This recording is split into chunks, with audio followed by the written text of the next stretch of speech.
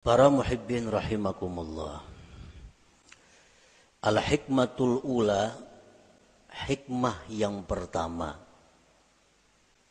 di dalam kitab Hikam, min alamatil i'timad 'alal amal nuqsanur raja inda wujudiz zalal. Nah, ini kalimat hikmah yang pertama di dalam kitab Hikam itu. Min alamatil i'timad 'alal amal nuqsanur raja inda wujudiz zalal. Artinya, sebagian daripada tanda berpegangnya seseorang dengan amal, berkurangnya mengharap rahmat Allah ketika adanya kesalahan pada dirinya.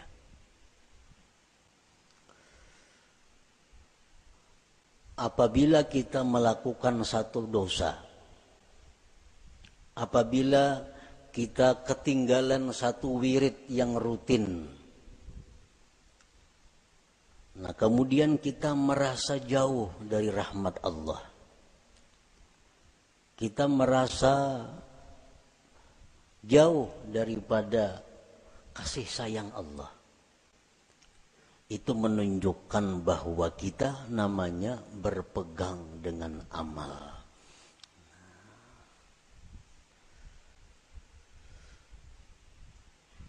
Orang-orang yang mulia, orang-orang yang sudah mengenal lebih jauh tentang Allah Subhanahu wa ta'ala, dalam keadaan apapun mereka itu tidak berkurang harapnya kepada Allah. Baik mereka dalam melakukan taat atau mereka sedang diuji dengan kemaksiatan, harap mereka kepada Allah tetap sama. Kenapa sebabnya? Karena mereka tidak berpegang kepada amal. Mereka itu berpegang kepada rahmat Allah, berpegang kepada anugerah Allah Subhanahu wa ta'ala. Nah, para muhibbin rahimakumullah. Amal itu artinya adalah harakatul jismi awil qalbi. Itu ngarannya amal. Gerak tubuh, gerak jasad atau hati. Bila bergerak awak kita nih, ngarannya ba'amal. Nah, bila bergerak hati kita, ngarannya ba'amal. Itu arti amal. Fa in taharraka bima fihi sawab summiya ta'atan. Wa in taharraka bima fihi al-iqab summiyat maksiatan. Apabila gerak badan kita atau gerak hati kita itu ada pahalanya, itu ngarannya taat. Apabila gerak badan atau hati kita itu mengakibatkan kita disiksa, ngarannya maksiat. Jadi maksiat itu beramal juga. Mau kuat badan itu beramal jar. Orangnya penjudi. Kawah jadi padahal kan pak amalnya. Karena amal itu artinya gerak badan atau gerak hati. Bila bapahala ngarannya taat, bila maksiat ngaran, bilanya disiksa ngarannya maksiat. Itu arti amal. Para muhibbin rahimakumullah. Kemudian yang kita fokuskan perhatian kita adalah amal yang mendatangkan sawab, pahala atau taat. Kita tinggalkan amal yang mendatangkan siksa, yaitu maksiat. Nah, amal taat ini ada 3. Amal taat itu ada 3. Pertama, ada amal syariat ngarannya. Yang kedua ada amal tarikat. Yang ketiga ada amal hakikat. Ini ketiga-tiganya adalah taat.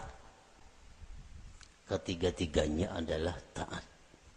Baik amal kita ini syariat, baik amal kita ini tarikat, atau amal kita itu hakikat, itu sama-sama mendatangkan pahala.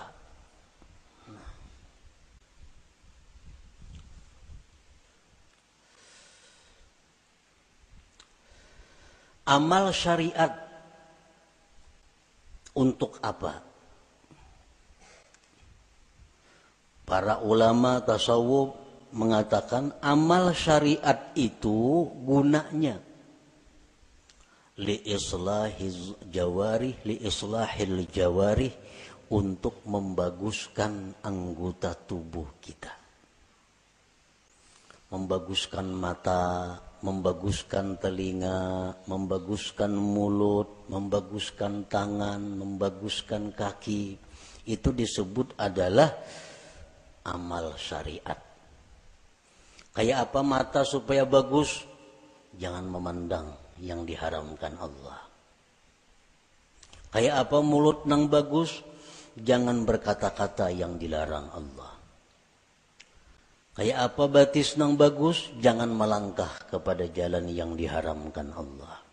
Kayak apa tangan nang bagus? Jangan menjamah atau menyentuh yang dilarang Allah. Nah, membaguskan anggota-anggota tubuh kita ini, itu urusan amal syariat ngarannya.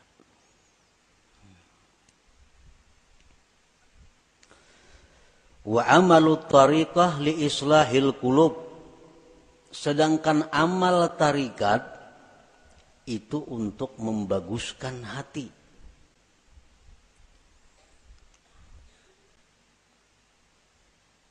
Amal tarikat itu gunanya adalah membaguskan hati. Kayak apa supaya hati jangan sombong, itu urusan amal tarikat yang membaguskan. Kayak apa hati supaya jangan ria, itu amal tarikat yang membaguskan. Kayak apa hati supaya jangan dengki, itu urusan amal tarikat yang mengurusnya. Nah, jadi amal tarikat itu adalah gunanya untuk membaguskan hati. Wa amalul hakikah li islahil arwah, sedangkan amal hakikat itu untuk membaguskan arwah. Membaguskan roh. Kayak apa roh kita ini supaya bagus? Roh nang bagus tuh nang kayak apa? Roh nang bagus tuh roh yang mengenal Allah. Roh yang bagus, roh yang mengenal Allah. Nah, kayak apa supaya roh kita ini bisa mengenal Allah? Itu urusan amal hakikat nang maaturnya. Urusan amal hakikat nang menuntunnya kepada demikian itu. Nah, jadi kita 3 amal yang perlu kita laksanakan. 1, amal syariat supaya zahir tubuh kita ini bagus. Yang kedua, amal tarikat itu kemudian dilaksanakan supaya hati kita bagus. Dan yang ketiga, amal hakikat kita lakukan agar roh kita ini bagus. Nah, para muhibbin rahimakumullah. Amal syariat fungsinya untuk membaguskan anggota tubuh.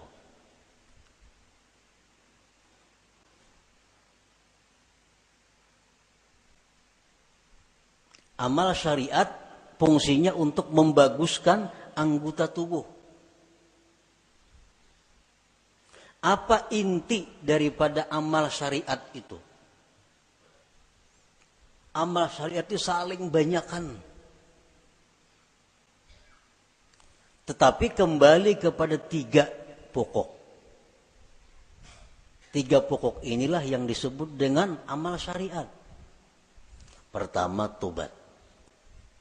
Nah, pertama tobat. Yang kedua takwa.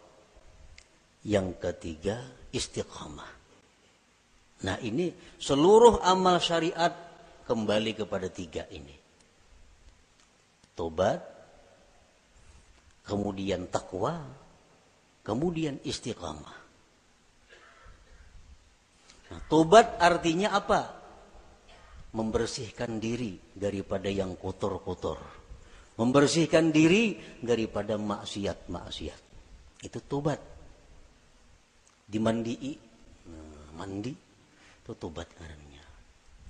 Imbah mandi, hanyar dipakaiani. Nah, dipakaiani, betapi, babaju, bakupia, bermacam-macam pakaian. Nah, itu adalah takwa. Nah, kayak apa supaya jangan lepas pakaian itu dari kita? Ngarannya istiqamah. Membanu beselawar, membanu betilanjang tuh ada istiqamah ngarannya. Istiqamah selalu berpakaian.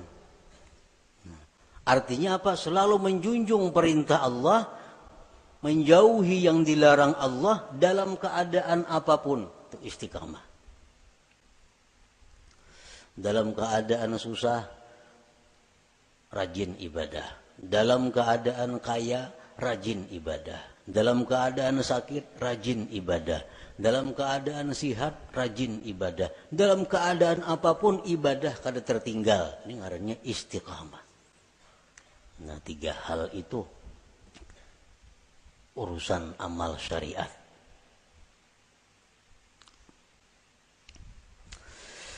Nah, kemudian amal tarikat.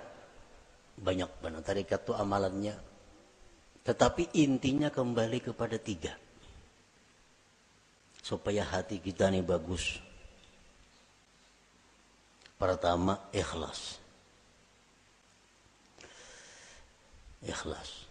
Yang kedua, sidik. Yang ketiga, tumakninah. Nah, ini intinya. Seluruh amal tarikat buliknya kenang tiga ini.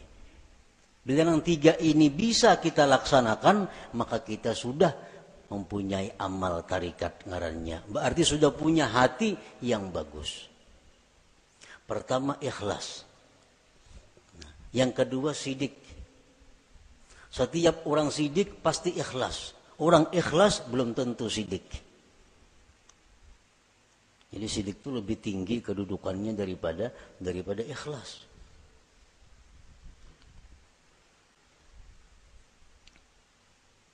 Orang sembahyang itu bisa ikhlas.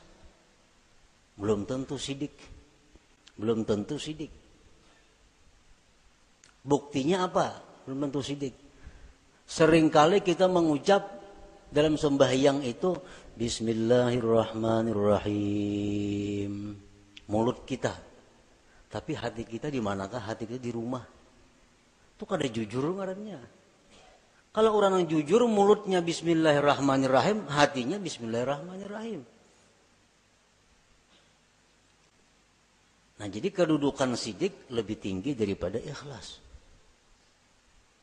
Nah, yang ketiga, tumakninah. Tumakninah itu artinya tentramnya hati dengan Allah. Tentramnya inya itu lawan Allah, nang tentram. Lawan keluarga, anak, bini, laki, duit, harta, kekayaan, pangkat itu kadang membuat inya tentram. Tapi begitu mengingat Allah, hatinya tentram. Nah, ini tumakninah. Ini urusan tarikat. Urusan tarikat. Jadi kalau orang sudah lulus dalam tarikat itu, pasti tentram dengan Allah. Alladzina amanu wa tatma'innu qulubuhum bidzikrillah, ala bidzikrillah tatma'innul qulub. Ini untuk orang tarikat. Orang-orang yang beriman itu tentram hatinya dengan mengingat Allah. Nah, jadi kalau kita sudah bertarikat,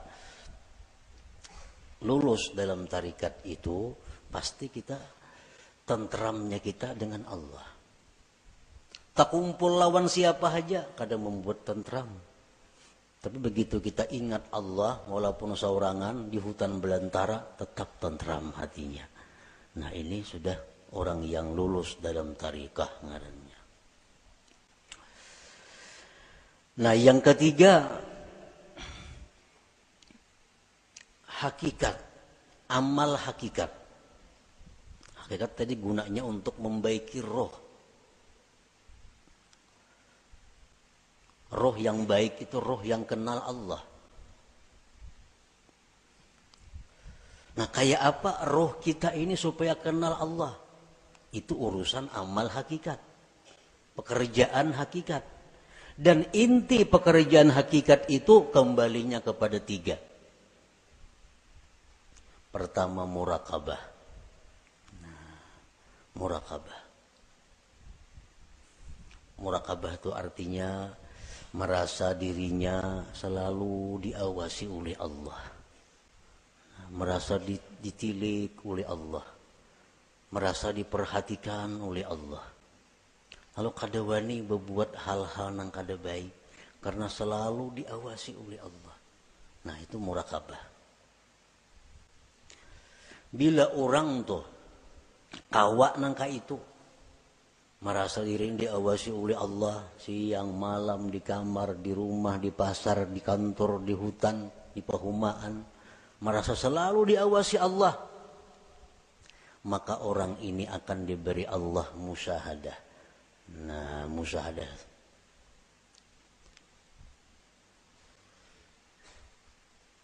Bila orang itu sudah musyahadah lawan Allah, ngarannya ma'rifat lawan Tuhan. Jadi amal hakikat ini 3, muraqabah, musyahadah, ma'rifat. Itu amal hakikat ngarannya.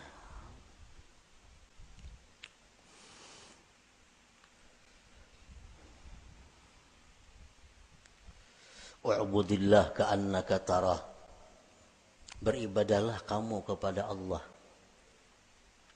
seolah-olah engkau itu melihat Allah. Nah itu musyahadah. Beribadahlah engkau melihat Allah. Itu musyahadah ngarannya.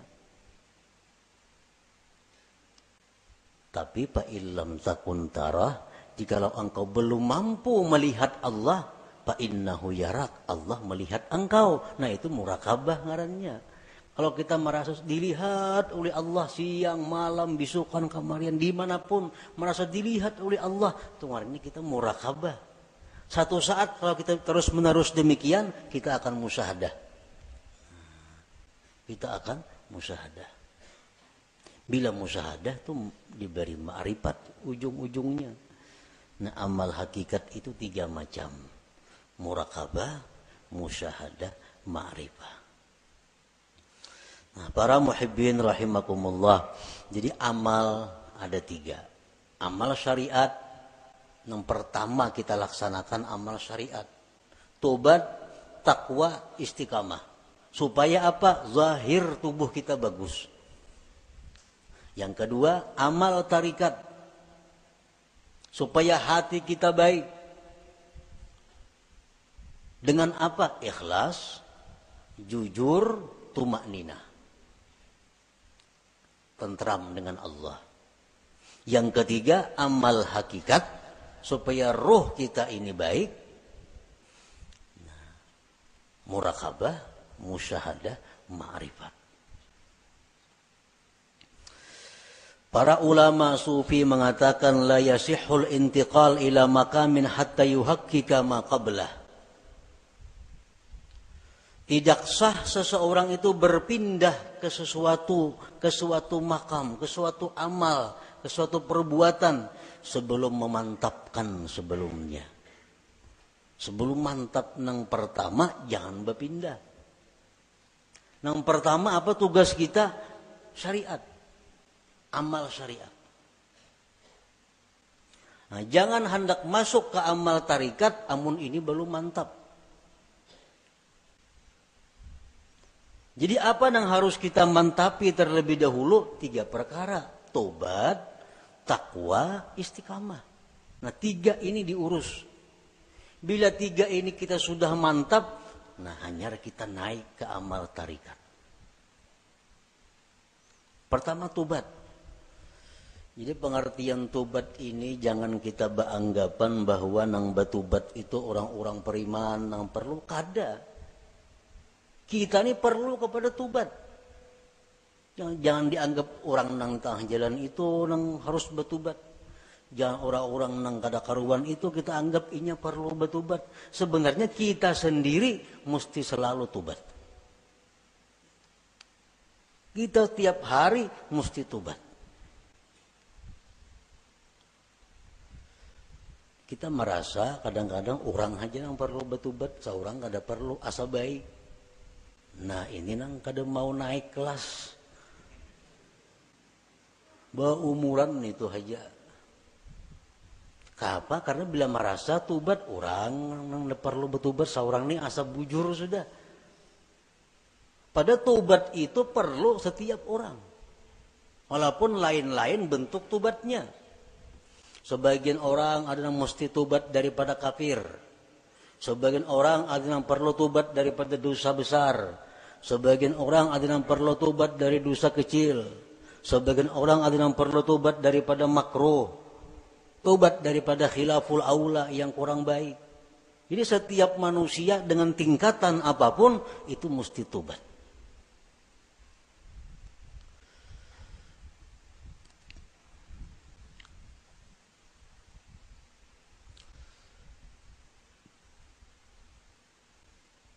Nah kita sudahlah bertobat, sudah. Dulu minum arak, sekarang ampih. Dulu penjudi, sekarang ampih. Tobat. Dulu ketujuh riba, sekarang ampih. Tobat. Dahulu suka zina, sekarang ampih, sudah tobat. Nah cuma tahukah kita tobat kita itu diterima atau kada? Nah, karena orang nang ampih itu belum tentu diterima.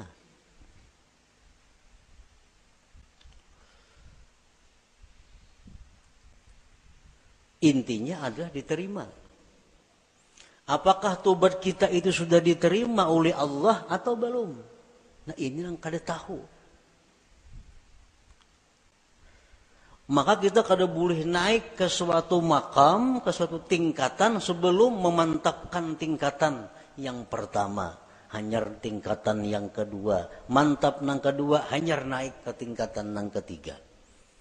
Selama kita belum biris tingkatan syariat, kada akan bisa kita mengaji ilmu tarikat. Mengaji bisa, paham bisa, memakai pasti kada kawa. Memakai pasti kada kawa. Mau kada kawa.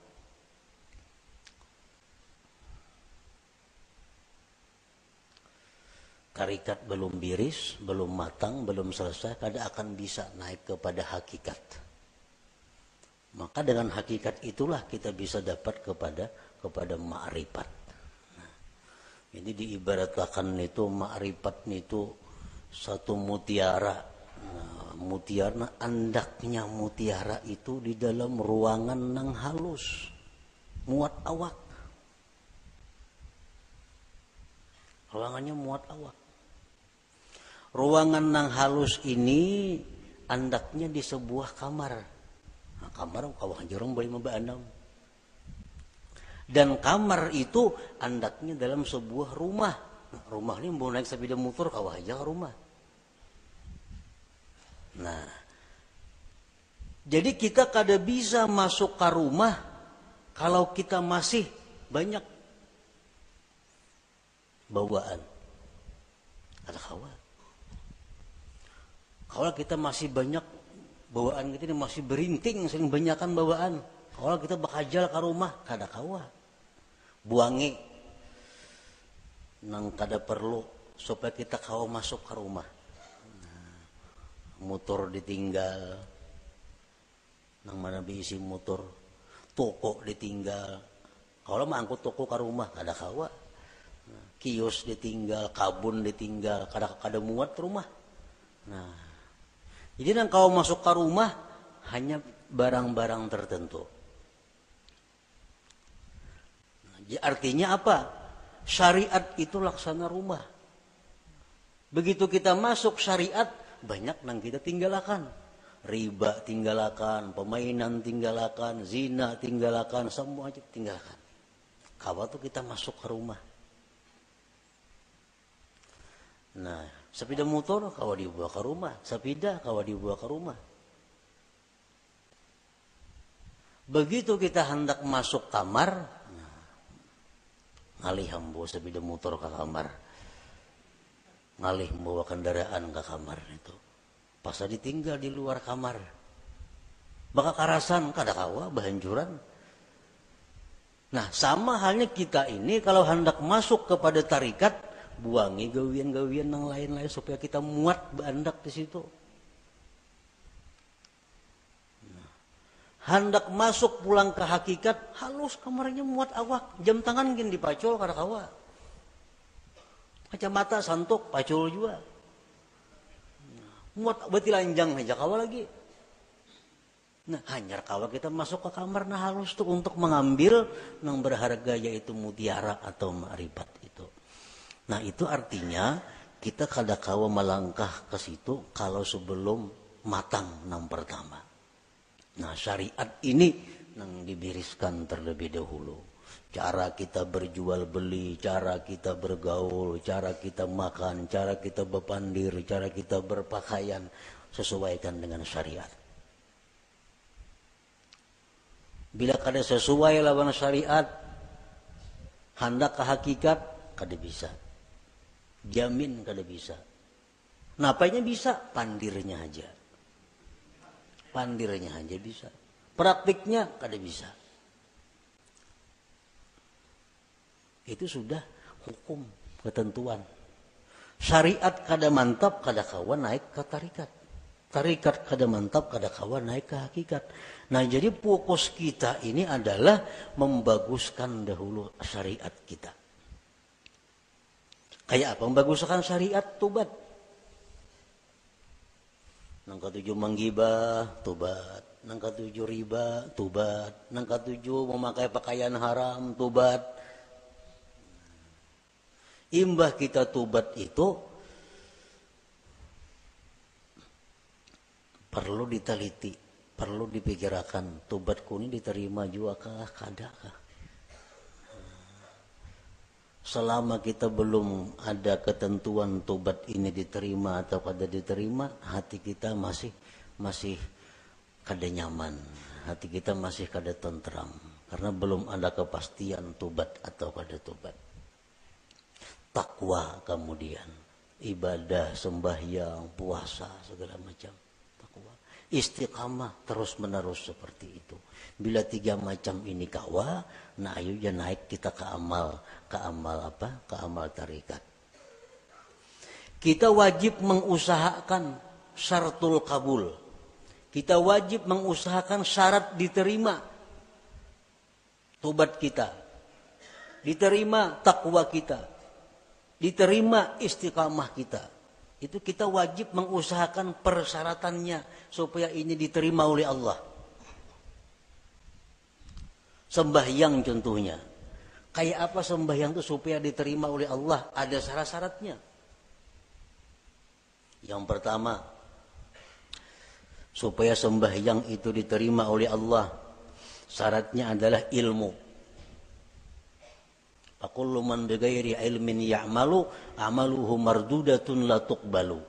Tiap-tiap orang yang bekerja beramal tanpa ilmu ditolak, tidak diterima.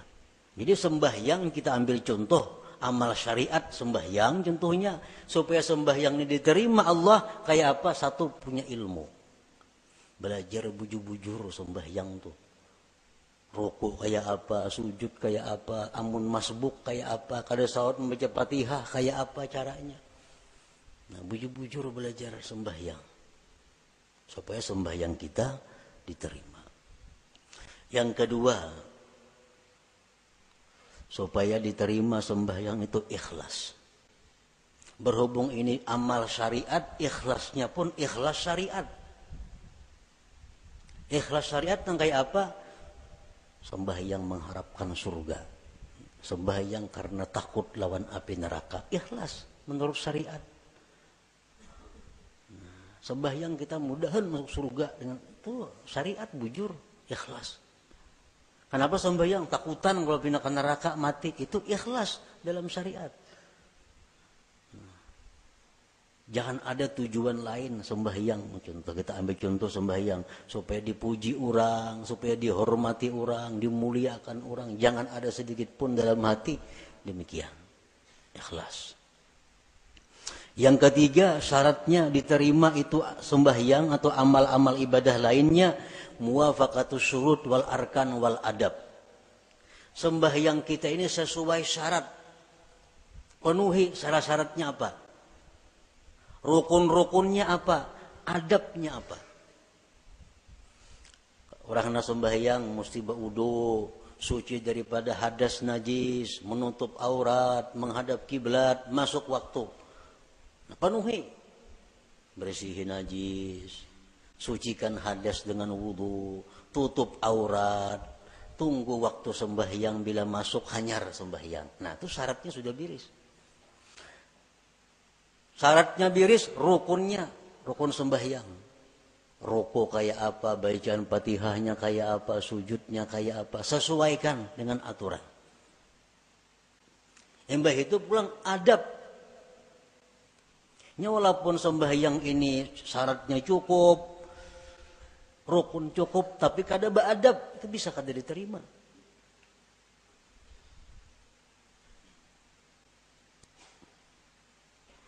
Sesuaikan adabnya. Contohnya contohnya sembahyang berkaca pinggang. Allahu Akbar. Nah, berkaca pinggang. Ini lawan syarat kada bertentangan. Lawan rukun kada bertentangan. Tapi adab bertentangan. Allah ada menerima sembahyang kayak ini. Harap tinggi Tuhan sembahyang kayak itu. Allahu Akbar. Nah. Jadi adab sembahyang termasuk nang sunat-sunat dalam sembahyang dilaksanakan. Yang keempat, ada mubtilat wal mukrihat wal makruhat. Tidak ada yang membatalkan dan yang dibenci Allah. Sembahyang atau ibadah kadang-kadang membatalkan, kadang-kadang dibenci Tuhan. Kita gawi semua nang sunat, jauhi nang makruhnya. Yang kelima, al-halal fima yata'allaqu bih. Halal pada sesuatu yang berhubungan dengannya. Nah, pada berhubungan, makan, minum untuk tenaga, pakaian, tempat. Itu mesti halal. Rasulullah bersabda, man akala luqmatan min haram lam tuqbal minhu salatu arba'in laylah. Orang yang makan satu suap daripada makanan yang haram, tidak diterima sembahyang 40 malam. Sasuap tuh kita makan nang haram, 40 malam sembahyang kita ditolak Allah. Sepiring berapa suap?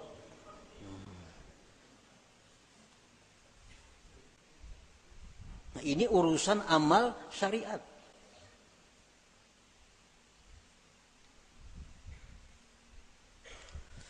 Pakaian kita mesti halal.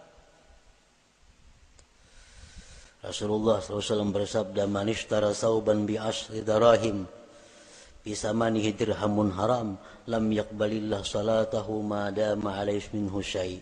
Barang siapa nukar pakaian 10 dirham, 1 dirham ada yang haram, kada Allah terima sembahyangnya selama itu masih ada.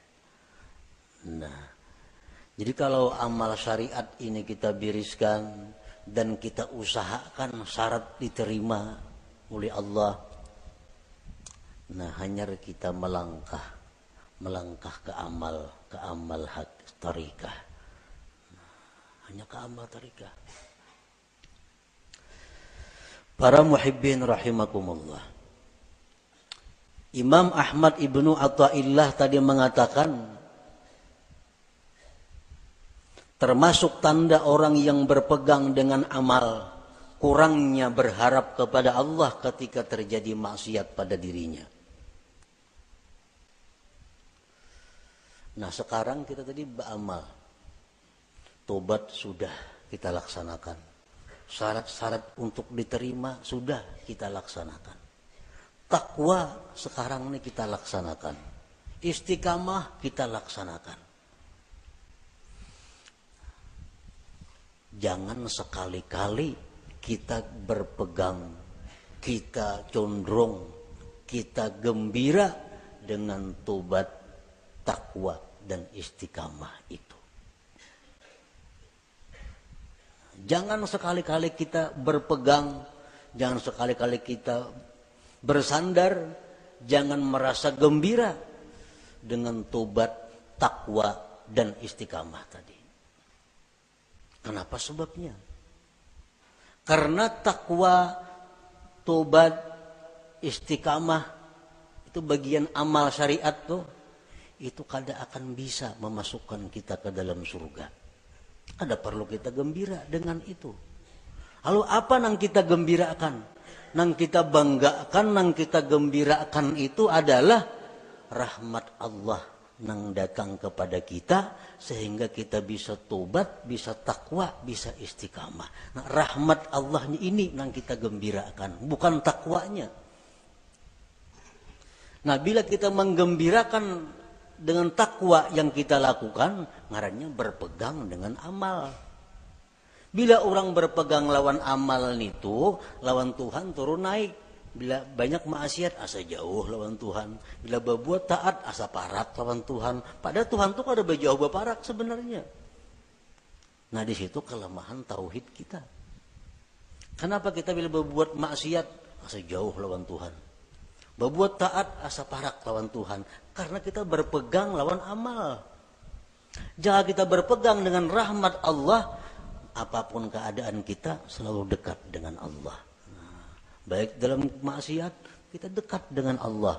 Waktu taat dekat lawan Allah. Karena kita berpegang lawan Allahnya, bukan dengan amal kitanya. Nah ini min alamatil i'timad 'alal amal nuqsanur raja inda wujudiz zalal. Rasulullah SAW bersabda, la yadkhula ahadukumul jannah bi amalihi. Seseorang kamu, ujar Nabi, selamanya tidak akan bisa masuk surga dengan amalnya. Nah, buat apa kita berpegang lawan amal? Buat apa kita gembira dengan tobat? Gembira dengan takwa? Gembira dengan sembahyang? Nah, apa gembira akan? Itu kadang membawa ke surga, ujar Nabi kita. Qalu wala anta ya Rasulullah, qala wala ana. Aku pun ya Nabi, amalku kada bisa masukkan aku ke surga. Illa ayyataghammadani Allah birahmatih, kecuali Allah yang meliputkan aku dengan rahmatnya. Nah rahmatnya ini yang kita gembirakan. Oh kita gembira, kita suka tobat sebab Allah memberikan rahmat kepada aku. Bukan dengan tobatnya kita gembira, tapi dengan rahmat yang diberikan Allah kepada kita. Nah itu yang kita pegang. Bila kita memegang rahmat Allah, kita kada akan berubah dengan Allah dalam keadaan taat atau dalam keadaan maksiat. Nah inilah inti daripada yang dimaksud dalam hikmah yang pertama Imam Ahmad Ibnu Athaillah, min alamatil i'timad 'alal amal nuqsanur raja inda wujudiz zalal. Tanda orang yang berpegang dengan amal, kurang berharap, rasa jauh bila mana dia maksiat kepada Allah. Padahal kada boleh itu. Jadi kita dalam taat dekat dengan Tuhan. Kita waktu maksiat pun jangan merasa jauh lawan Tuhan. Tetap dekat dengan Tuhan. Karena maksiat taat itu adalah bagian daripada amal. Amal kada perlu kita pegang. Yang kita pegang adalah Allah, rahmatnya dan anugerahnya. Nah kemudian sesudah itu al-hikmatus saniyah, hikmah yang kedua daripada Imam Ahmad Ibnu Athaillah, iradatuka tajrid ma'a ikamatillah iyyaka bil asbab minasyahwatil khafiyah wa iradatukal asbab ma'ika matillahi iyyaka bitajrid inhitatun anil himmatil aliyah. Nah, itu kita baca insyaallah pada minggu yang akan datang. La hadratin Nabi sallallahu alaihi wasallam al-Fatihah. A'udzubillahi minasyaitonir rajim. Bismillahirrahmanirrahim. Maliki yaumiddin. Iyyaka na'budu wa iyyaka nasta'in. Ihdinas siratal mustaqim. Ya Allah biha, ya Allah biha, ya Allah bihusnil khatimah. Ya Allah biha, ya Allah biha, ya Allah bihusnil khatimah. Ya Allah biha, ya Allah biha, ya Allah bihusnil khatimah. Ya ayyuhar rajun minhu syafatan sallu wa sallimu taslima. Allahumma salli wa sallim wa barik alaihi.